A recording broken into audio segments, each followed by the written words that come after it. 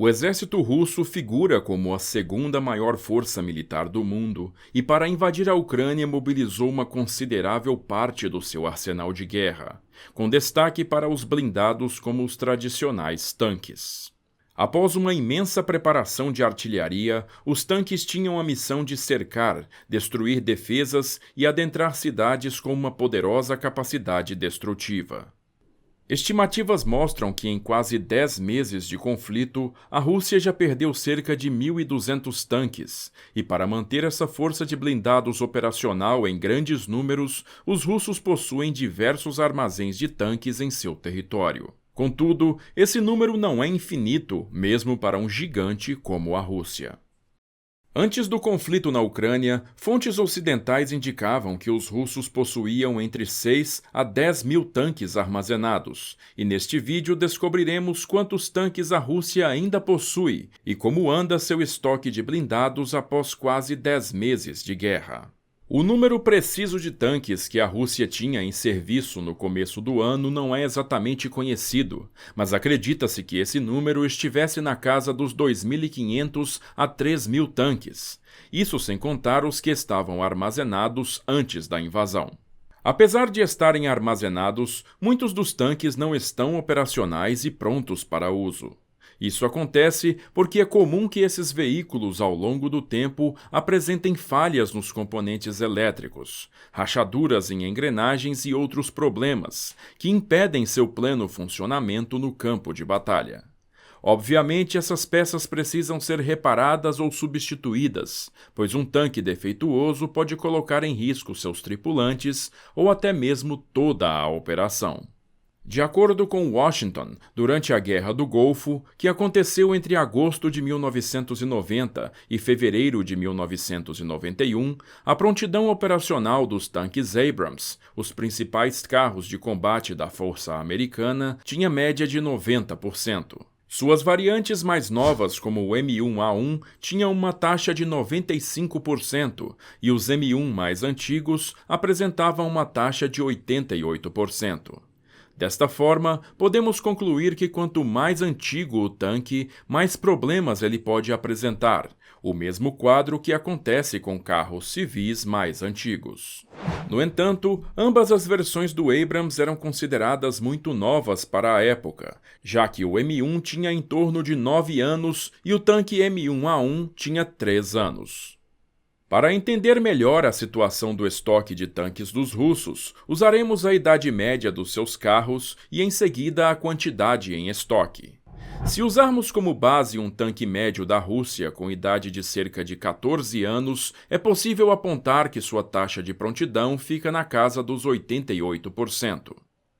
Vale lembrar que, assim como os carros civis, questões como o tempo de uso e manutenção prejudicarão essa taxa de prontidão, e segundo as imagens de tanques russos na Ucrânia, essa taxa pode ser menor ainda, com números na casa dos 80% a 85%.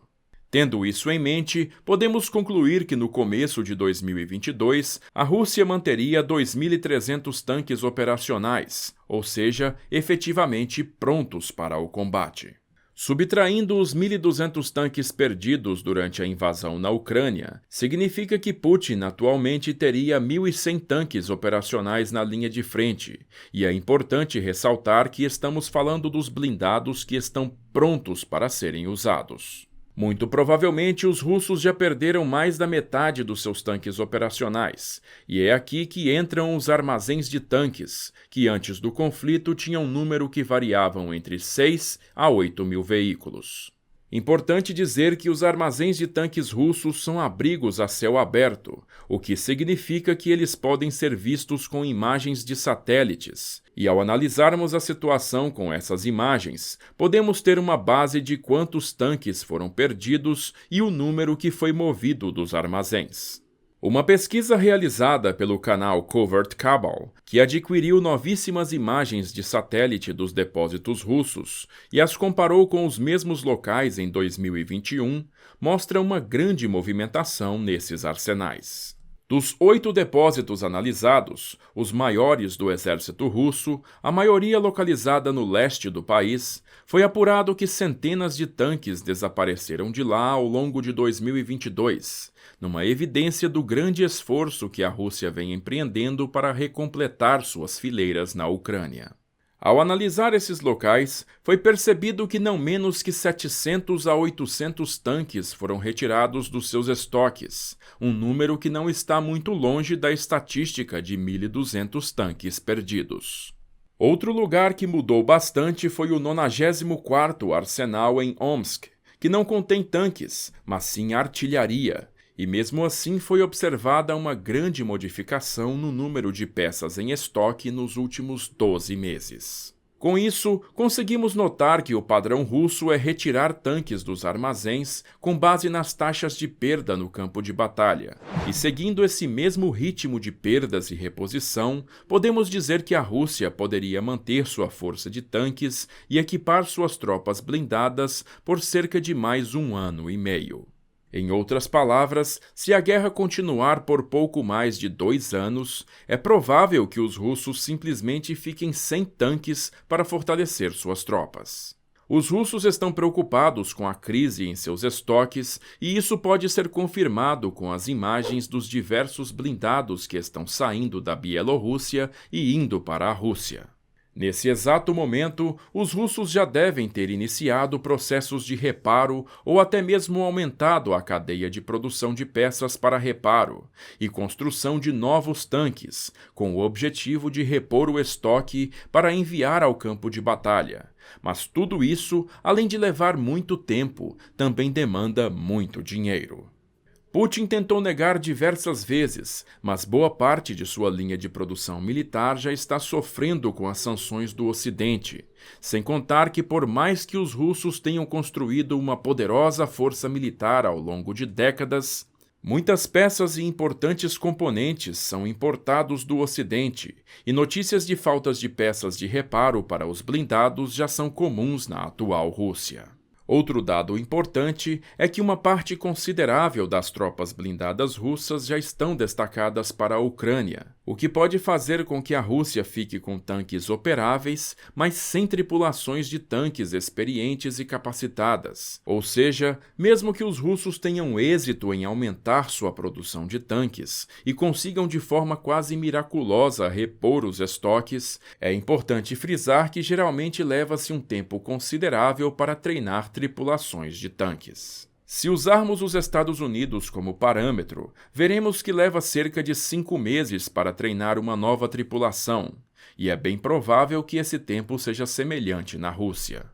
Mas além dos tripulantes, um comandante de tanques demora muito mais tempo para ser treinado, isso sem contar o tempo de treinamento dos mecânicos que têm a função de manter os tanques operacionais.